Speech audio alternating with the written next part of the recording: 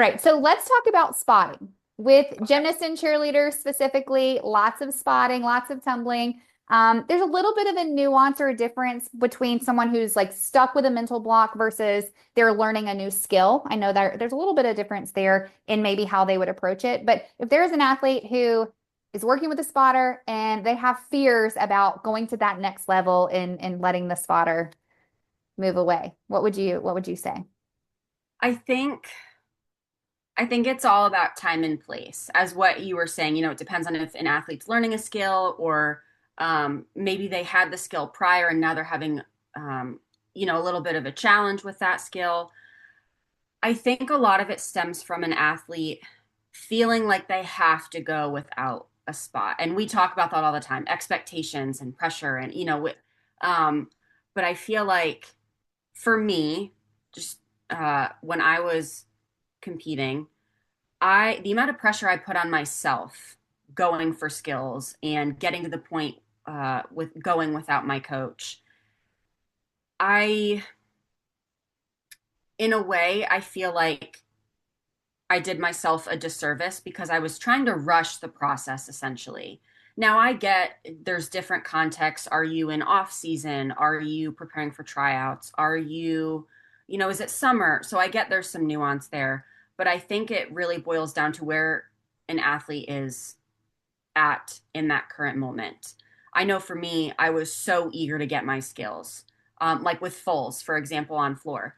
I think it was because I was trained a half at first. And I know depending on gymnastics cheer, it's not always the case. Some athletes go right to fulls, some do halves, then go to fulls.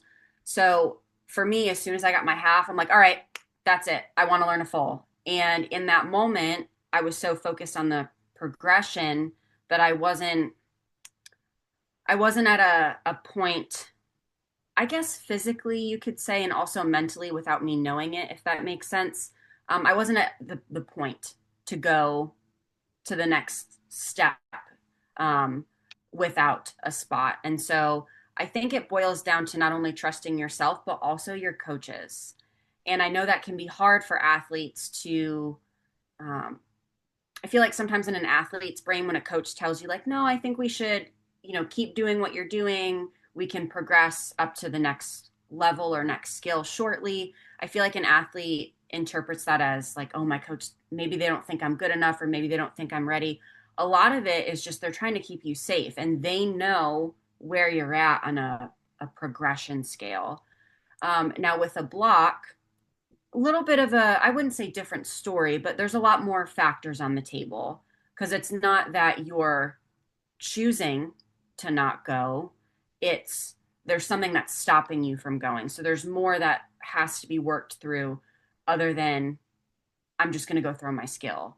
And I think for me, being spotted isn't a bad thing. And I think, as what we were talking about a few minutes ago, the nuance or um, the opinions maybe some people have about being spotted, it's a part of the learning process. That's how athletes learn, whether it's a skill you've done before or whether it's a blocked skill. There's nothing wrong with going back to the basics or back to the fundamentals because it's only going to strengthen the muscle memory that an athlete has, or motor memory, either term. But the more reps you do, the more your body is going to know what to do. Same thing with your brain. And we talk about visualization or mental rehearsal all the time. You're still getting those reps in. This way, when you go to do it physically, your body's like, yep, I already know what I'm doing. There's a lot to talk about when it comes to being spotted, but it's a part of the process. And I wish more athletes understood that because it's not a bad thing. No one is judging the athletes for going with a spot. Every athlete is different. And I know it can be hard for some athletes to see maybe their teammates go for skills and they're not being spotted. But again, it's every athlete's journey is different. It's not a comparison game. And I think that's something too that it's easier said than done. It's hard to not walk into the gym. I know for me, um, I compared myself to a lot of my teammates all the time. But again, for me, I switched gyms. I think when I was young teenager, maybe like 12, 13.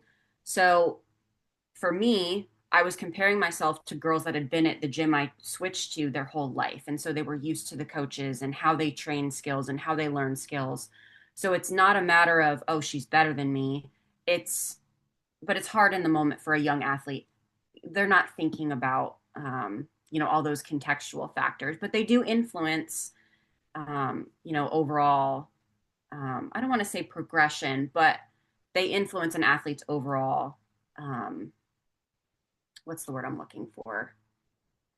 Um, I guess mental state at the gym and how they're viewing their skills or their support system. So I want athletes to know that being spotted isn't a bad thing. I was spotted on so many of my skills, and in the moment, it felt like I was not progressing. But thinking back, currently today, the complete opposite. The more reps that I was spotted on made me feel that much more comfortable so that when I felt like I was ready to go without a spot, it wasn't even a question. I was so confident in myself and I just let myself do the gymnastics at that point. So, yeah, I just wish more athletes knew that because it's not something to be ashamed of or anything like that. Yeah, I love that. So trust your coaches is a big thing. Have patience with yourself and the time frame, the timeline, and try your best to set those high expectations aside of comparison and like when you should get certain skills, like what's an appropriate amount of time to work on skills. Absolutely. And I think regardless, I love everything you shared about the spot. Like it's okay to be spotted, but at the end of the day, the goal is to prepare yourself physically and mentally to have the skills, like to master the skills, and both are required. And a lot of times when you physically master it, there's still some work to be done with the mental side, getting your confidence and your trust up to the point where you're ready to throw it by yourself. And I think regardless of if you're spotted or not, one of the things athletes can definitely do is focus on what they're doing to build their own confidence and their own trust in themselves, whether a spotter's there or not. So Right. it doesn't really matter at the end of the day. The whole point is that you stay safe. So whether it's a person helping you stay safe or you have what you need within yourself to completely do the skill by yourself with no spotter and be safe doing it, right? But the whole point while you're doing the skill, spotter or not, is to build up your confidence and build up your trust so that when you're physically ready to do it, your brain's ready to. And that's something that I know we do a lot of work with athletes on building those mental skills. So I love that.